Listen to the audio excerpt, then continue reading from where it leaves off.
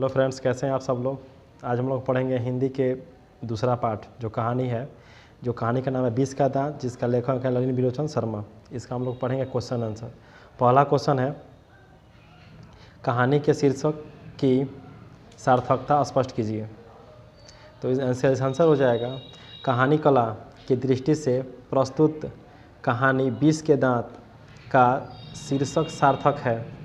शीर्षक कौन सी है? सार्थक है, क्योंकि इस कहानी का उद्देश्य मध्यवर्गीय का मतलब उसमें दो परिवार हैं। एक आपका धनी परिवार है और एक क्या है, गरीब परिवार है। तो इसमें कह रहा है क्योंकि इस कहानी का उद्देश्य मध्यवर्गीय अंतविरोधियों का उजागर करना है। यह कहानी सामाजिक भेदभाव, लिंग सामाजिक भेदभाव का मतलब गरीबी अमीर को देखना। लिंग देख रहे क्या होता है, अधिक होता है, ठीक है। इसलिए इसको लिंग भेदभाव तथा आक्रामक स्वार्थ की छाया में पलते हुए प्यार दुलार की कुरीतियों को क्या करता है, यह दर्शाता है। तो इस कहानी के शीर्षक का सार्थकता स्पष्ट यही करता है, ठीक है। अब हो गया दूसरा क्वेश्चन। दूसरा क्वेश्चन है, सेन साहब के परिवार में बच्चों के पालन पोषण में किए जा रहे लिंग आधारित भेदभाव अपने शब्दों में क्या कीजिए, वर्णन कीजिए। मतलब सेन साहब के परिवार में जो बच्चों से संबंधित है भेदभाव, उसी को क्या करना है, वर्णन करना है। देखिए कितना आसान है। सेन साहब के परिवार में लड़के एवं लड़कियों की पालन पोषण अलग नियम से थे। सेन साहब में जो परिवार के लड़के और लड़कियों का पालन था, अलग अलग क्या था, नियम था। जैसे लड़कों को अधिक देखभाल करना, लड़कियों को क्या करना, कम देखभाल करना, ठीक है। लड़कियों के लिए नियम है, लड़कों के लिए कोई नियम क्या है, नहीं है, यही है। फिर कह रहा है, सेन साहब के 5 पुत्रियों के लिए अलग नियम थे और खोखा जो कि क्या था, उसका पुत्र था, तो खोखा पुत्र के लिए अलग नियम थे। जैसे लड़कियों के लिए अलग नियम था, लड़कों के लिए कम था, अलग नियम था। लड़कियों के लिए नियम था कि वो खेल नहीं सकती है, बिना कहे वो बोल नहीं सकती है, बिना कहे वो खाना भी नहीं खा सकती है, ठीक है, ये नियम था। लेकिन कासू यानी खोखा के लिए कोई नियम क्या था, नहीं था, क्योंकि वह नाउम्मीद बुढ़ापे के आंखों का तारा था। कौन? कासू। एग्जाम में पूछता भी है, नाउम्मीद बुढ़ापे के आंखों का तारा कौन था, तो कौन होगा?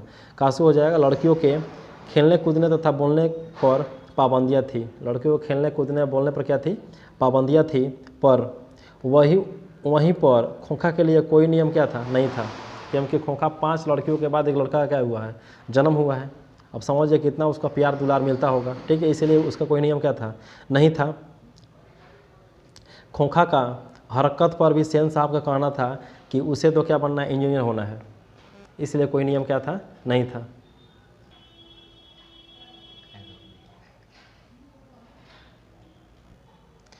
तीन नंबर क्वेश्चन कह रहा है, खोखा किन मामलों में अपवाद था। सबसे देख लीजिएगा, वीवीआई क्वेश्चन बहुत ज़्यादा पूछता भी है, ठीक है। तो खोखा किन मामलों में अपवाद था, इसका आंसर हो जाएगा, सेन साहब के पास कितने पुत्र थी, 5 पुत्रियाँ थीं। पुत्र का अभिवादन तब हुआ जब संतान की कोई उम्मीद क्या थी, न रह गई थी। यानी कि उनको सेन साहब का लड़का का उम्मीद कोई क्या था, नहीं रह गया था। तब किसका अभिवादन हुआ, पुत्र का अभिवादन हुआ। अर्थात सेन साहब के पुत्र तब नसीब हुआ जब पति पत्नी दोनों बुढ़ापे के अंतिम पड़ाव पर पहुंच चुके थे। पति यानी कि सेन साहब और सेन साहिबा दोनों बुढ़ापे के अंतिम पड़ाव पर पहुंच चुके थे, ठीक है ना। तब जन्म किसका हुआ, खोखा का जन्म हुआ। इसलिए खोखा के जीवन के नियम के अपवाद के साथ साथ घर के नियमों का भी क्या था, अपवाद था। घर के नियमों का अपवाद का मतलब ये हुआ, उसके लिए घर पर कोई नियम क्या था, नहीं था, लेकिन लड़कियों के लिए काफ़ी नियम था, इसलिए वो घर के नियम का क्या था, अपवाद था। चौथा क्वेश्चन है, सेन दंपति खोखा में कौन सी संभावना देखते थे और उन संभावनाओं के लिए उन्होंने उसकी कैसी शिक्षा तय की थी। जैसे वह अगर देखा जाए ना, सेन साहब अपने लड़के को, ठीक है ना, केवल इंजीनियर बनाने का मतलब संभावना देखते थे और खोखा को इंजीनियर बनाना ही था, ठीक है। इसका आंसर हो जाएगा, सेन साहब खोखे में इंजीनियर बनने की संभावना देखते थे। उसे इंजीनियर बनाने के लिए वैसे ही ट्रेनिंग दी जा रही थी। किसको? खोखा को। उसकी शिक्षा की व्यवस्था यही थी कि कारखाने का बढ़ई मिस्त्री 1-2 घंटे आकर उसके साथ ठोक ठठा किया करे, जिससे कि उसकी उंगलियां औजारों से क्या हो जाए, वाकिफ़ हो जाए।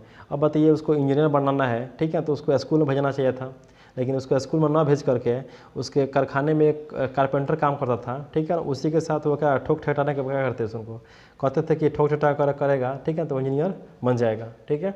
अगर वीडियो समझ में आए तो लाइक कमेंट करना ना भूलें। हाँ, 5 नंबर क्वेश्चन है, लड़कियां क्या है? कठपुतलियां हैं और उनके माता पिता को इस बात का गर्व है। पहले व्याख्या कह रहा है, तो व्याख्या देखिए, इसमें 3 क्वेश्चन है, क ख ग तक है, ठीक है, सब ऐसे ही लिखाएगा।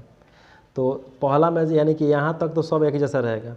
प्रस्तुत पंक्ति गोधली भाग 2 से लिया गया, इस सब में रहेगा, ठीक है ना, जिनमें लेखक नलिन बेचौन शर्मा और यह 20 के दांत से क्या है, उदत है, इस सब में तीनों में रहेगा, ठीक है ना। अब यहाँ से देखिए चेंज होगा, इसमें कह रहा लड़कियाँ कठपुतली है, मैंने यह लड़कियाँ क्या है तो कठपुतली है। देखिए कैसे है, तो सेन साहब की 5 पुत्रियाँ हैं, मतलब कितनी पुत्री थी? 5, जिसका नाम है सीमा, रजनी, आलो, शेफाली और आरती। 5 पुत्री थी, सीमा, रजनी, आलो, शेफाली और आरती। सभी लड़कियों को यह कठपुतलियाँ मानते थे। कठपुतली क्यों मानते थे? यानी कि बिना कहे हुए कोई भी काम नहीं कर सकती थी, यानी कि हाथों के इशारे पर चलना, उसी को कठपुतली का मतलब है, जिसमें जान क्या होता है, नहीं होता है, वही कठपुतली थी। क्योंकि शाम के वक्त दौड़ती खेलती थी, लेकिन किसी चीज़ की तोड़ती फोड़ती क्या थी, नहीं थी, इसलिए उन्हें क्या माना गया, कठपुतली माना गया, ठीक है। अब 6 नंबर क्वेश्चन, अगर क्वेश्चन लिखना भी हो ना तो स्क्रीनशॉट रोक करके स्क्रीनशॉट ले लीजिएगा, ठीक है, सही रहेगा। हाँ, 6 नंबर क्वेश्चन है, सेन साहब और नहीं है मित्रों के बीच, सेन साहब के और उनके मित्रों के बीच क्या बातचीत हुई और पत्रकार मित्र ने उन्हें किस तरह का उत्तर दिया, इसी को बताना है। जैसे मान के चलिए सेन साहब और उनके मित्रों के बीच बातचीत हो रही थी, लड़कों को क्या बनाना है, ठीक है। अब देखिए इसका आंसर क्या होगा। सेन साहब और ड्राइंग रूम में बैठे उनके मित्रों के बीच बातचीत हुई कि वह अपने पुत्रों को टेंड करेंगे। जैसे सेन साहब बोल रहे थे, मैं अपने पुत्रों को क्या करूँगा, अपने तरह से क्या करूँगा, उसको टेंड करूँगा, क्योंकि वह इंजीनियर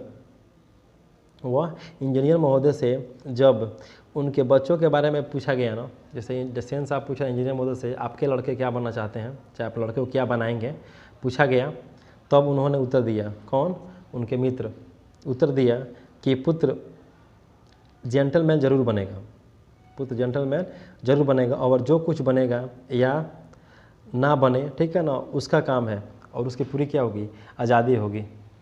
ये हो गया 6 नंबर क्वेश्चन। 7 नंबर क्वेश्चन के लिए 7 नंबर क्वेश्चन है, मदन और ड्राइवर के बीच विवाद के द्वारा कहानीकार क्या बताना चाहता है। जैसे मदन और ड्राइवर के बीच जो झगड़ा हुआ केवल कार छूने के लिए, ठीक है ना, वह कहानीकार क्या बताना चाहता है। देखिए मदन और ड्राइवर के बीच विवाद के द्वारा कहानीकार क्या बताना चाहता है कि बड़े लोग सामाजिक भेदभाव के माध्यम से अपना वर्चस्व कायम रखना चाहते हैं। बड़े लोग सामाजिक भेदभाव से अपने वर्चस्व क्या करते हैं, कायम रखना चाहते हैं, एवं उच्च नीच की भावना भी व्यक्त करना चाहते हैं, यही बताना चाहता है, ठीक है। अगर वीडियो समझ में आए तो लाइक कमेंट और शेयर करना ना भूलें। अब देखिए 8 नंबर, देखिए ये भी क्वेश्चन बहुत ज़्यादा पूछता है। कासू और मदन के बीच झगड़े का कारण क्या था, इस प्रसंग के द्वारा लेखक क्या दिखाना चाहता है।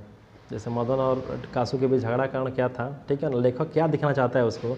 देखिए इसका आंसर होगा कासू और मदन के बीच झगड़े के कारण गरीबी और अमीरी था।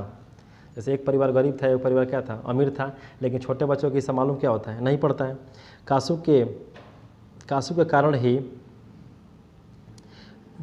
कारण ही पिता ने मदन को मारा पीटा था, यानी कि बहुत मारा पीटा था। किसको, कासू के कारण ही, क्योंकि कासू और वह क्या किया था, जैसे अब आकर बोले भी थे कुछ, ठीक है, इसी कारण था यहाँ पर, तो वही कह रहा बहुत पीटा। इसी कारण मदन कासू को अपने गैंग या दल में शामिल नहीं करना चाहता था।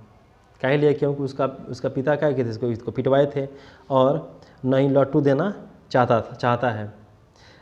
कासू को लट्टू न देने पर कासू मदन के जैसे ही घुसा मारता है कि द्वंद्व युद्ध क्या होता है, शुरू हो जाता है, ठीक है ना।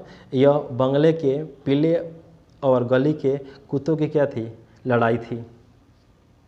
लेखक यह संदेश देना चाहता है कि सामाजिक फूट के कारण ही गरीब पर अमीरों का वर्चस्व कायम है, यदि गरीब संगठित हो जाएं तो सभी पोषण क्या हो जाएंगे, बंद हो जाएंगे।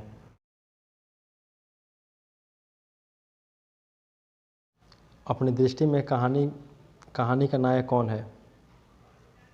तर्कपूर्ण उत्तर दें।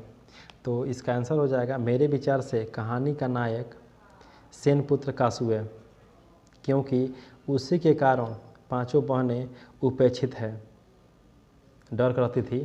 ठीक है। उसके बाद मदन मार खाता है। लेखक के अनुसार सेन साहब पुत्र के जन्म के पूर्व कुछ और थे, लेकिन पुत्र के जन्म होते ही अपने नियमों में क्या कर लेते हैं, बदलाव कर लेते हैं। ठीक है, ये रहा क्वेश्चन। अगर क्वेश्चन को लिखना हो तो रोक करके स्क्रीनशॉट ले लीजिएगा। थैंक यू, धन्यवाद।